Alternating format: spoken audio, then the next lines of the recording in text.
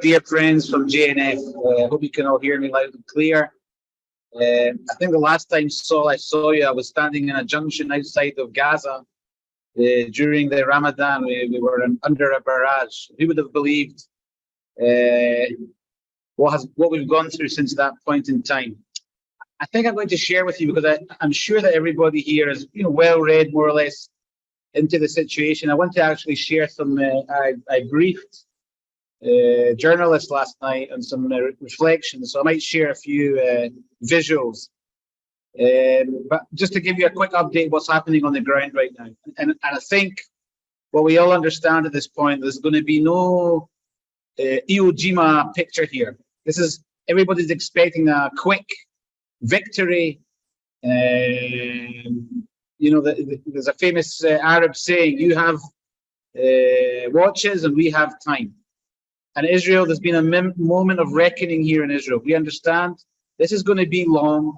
It's going to take, there's going to be formations of this. It could stop, it could go back, it could be a deal, it couldn't be a deal. We are going to dismantle Hamas. And, I've been following the New York Times. There's people that are saying, Israel's not strong enough. We're going to go all the way as long as it takes. And, I was in the weekend last Saturday in Khan Yunis with CNN and ABC. I don't know if you saw Jeremy Diamond and Matt Goodman's pieces. It was very challenging, by the way. We wanted to show them that there was a tunnel under a graveyard. I don't know if any of you saw that piece. CNN, of course, don't give us an easy time. But the determination of the soldiers is amazing. I mean, there's the commander of that division who is now fighting in Khan Yunis, General Dan Goldfuss. He's on the ground and he's working meticulously under very harsh conditions. And again, it's a multi-dimensional fight. It's above ground, it's underground, and there's drones, and there's no glamour pictures here. And it's a very meticulous, long slog, and it's going to go as long as it needs to go. So our 98th division right now is the main effort. It's happening in the south of Gaza. It's a more surgical operation. It's not like we did in the north. And they're going house to house, tunnel to tunnel, because we have to make sure that the infrastructure is gone. And Khan Yunis is also a bastion. It's a symbol of the Sinwar family. There's some challenges there because a lot of the people that moved from the north are there. We're fighting in a very complex environment. There's a certain level of sensitivity also with the Egyptians. When you look south, there's Rafia. I assume you all know your geography. The phenomena of the border with Egypt is a very sensitive one. Why? Because we need the Rafah crossing open for the humanitarian aid, and we're slowly dismantling their infrastructure. Just last night, we announced that we've been flooding some of the tunnels with seawater. And again, also in the north, we have another division in the north, the 162 division, with infantry that did some raids in the north, and they're still fighting pockets of Hamas, of insurgents. Very challenging fight. Our focus is to keep our eyes on the ball with Hamas. And the north, we're watching it closely. We're preparing our readiness, and we're hoping that Nasrallah doesn't make a mistake. We're hoping that Nasrallah doesn't make a mistake, because if he makes that mistake, he'll be pulverized, and Lebanon will pay the price. Now, these are sound bites that you're all, when you're talking about the messaging that we are putting out to the world, these are very important messaging. We're saying the same thing to the administration. There's people that 80,000, there's thousands and thousands of Israelis that are not in their homes right now in the north. It's a massive challenge. I'd like to share with you, if you could allow me to share screen. I did a sort of reflection, and then I'll open up for questions on two defining moments that I wanted to share from you, from some things that happened up till now.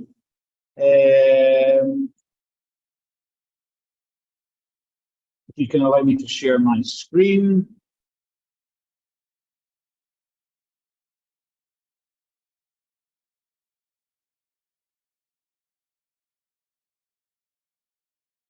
Can you all see my screen? Yes.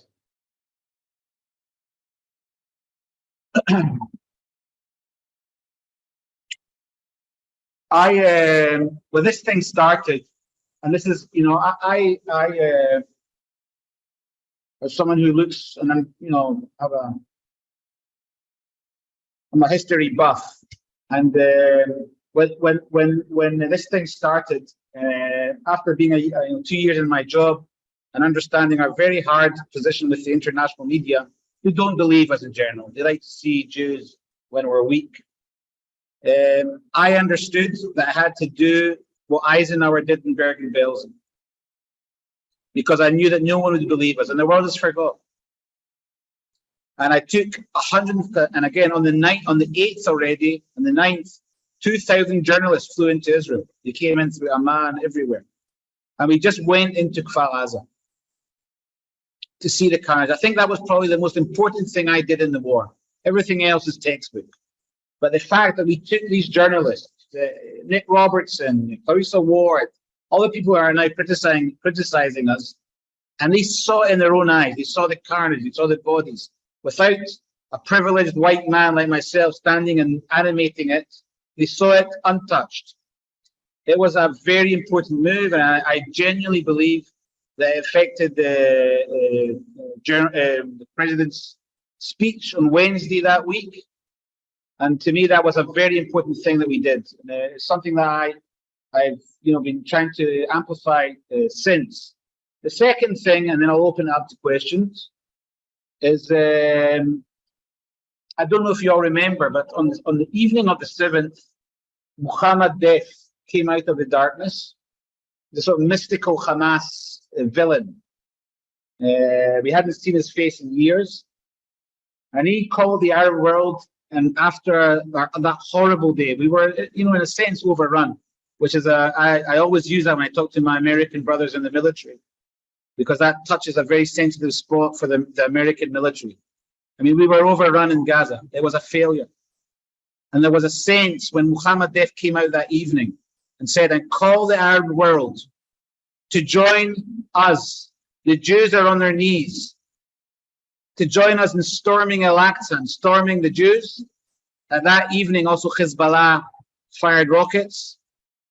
We were speaking to the American military and the administration. I've also been corresponding with, say, even John Kirby. The fact that the administration came out that evening and sent the carrier group, beginning with the Ford and after that the Eisenhower. It was a moment of friendship, truth, and reckoning, and understanding that a real moment of friendship between our countries. So I wanted to share that with you. My branch, the efforts that we're doing, also on visual. Everything is about footage in this war. It's a footage war, and that's why I have to take journalists inside to see it. And of course, the 47-minute movie, which we did also, which is a dilemma, how to handle that. It's not something we do as a Jewish nation, show carnage and bodies like Hamas. But this is not just me, that's my powerhouse of soldiers. You see some familiar faces here, Conricus and Scheffler and Doron Spielman and Levi Weiss, reservists that are part of our team with a massive responsibility for Israel and the Jewish nation. That's just to give you a glimpse.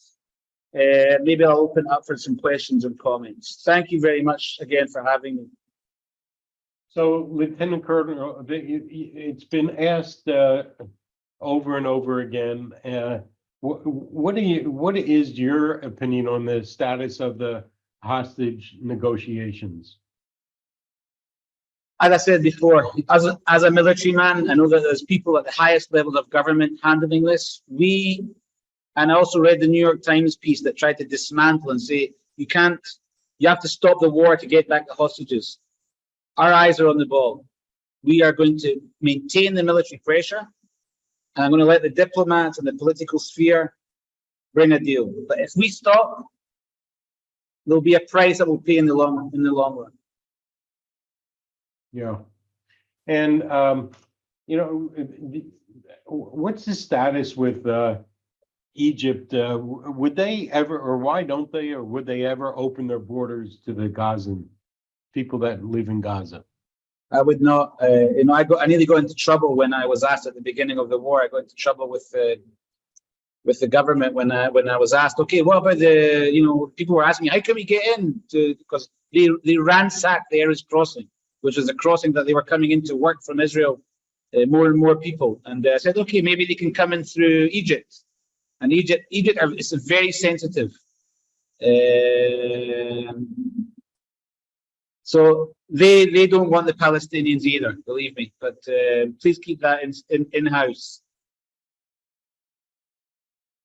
And what can you comment on the destruction of the tunnel network? What's the status of that?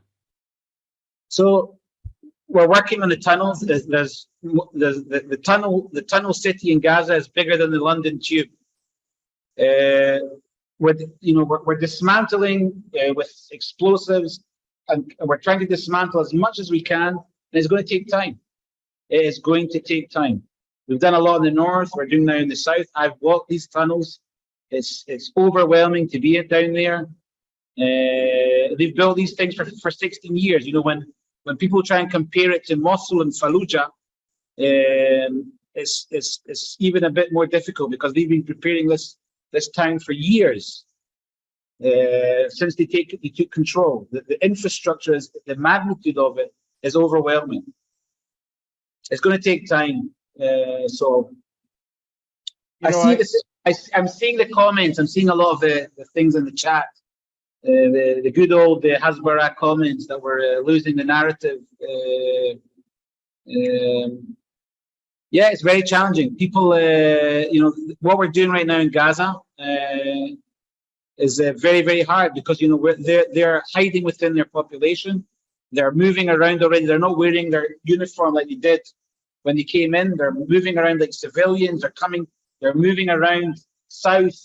When we open these humanitarian corridors, we are not them.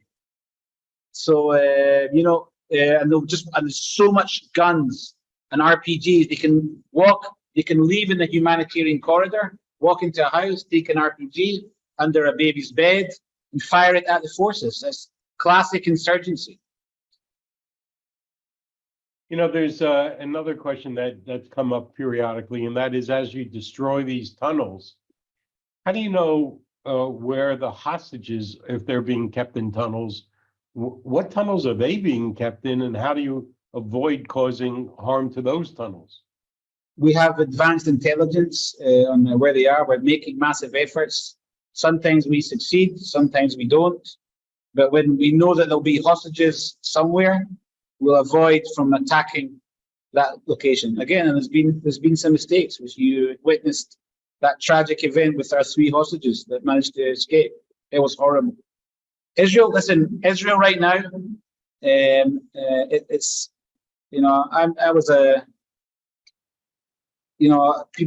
people come across and say, okay, they ask us questions. Israel right now is traumatized. I don't know if there's anyone physically right now in Israel, but the level of trauma and reckoning and fear within the Israeli public is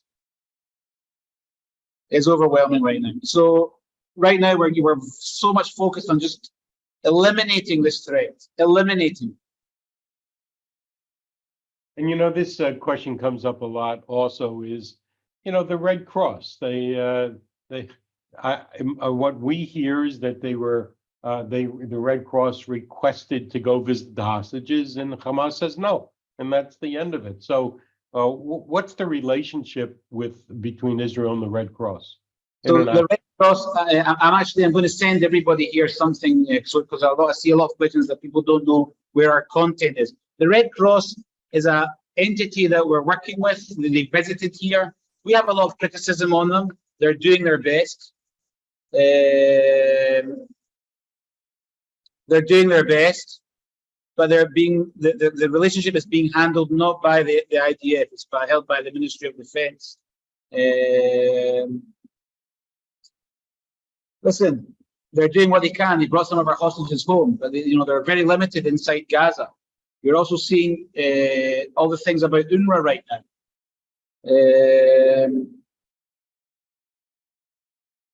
I'm very careful in criticizing these organizations because the reality inside Gaza is very, very challenging.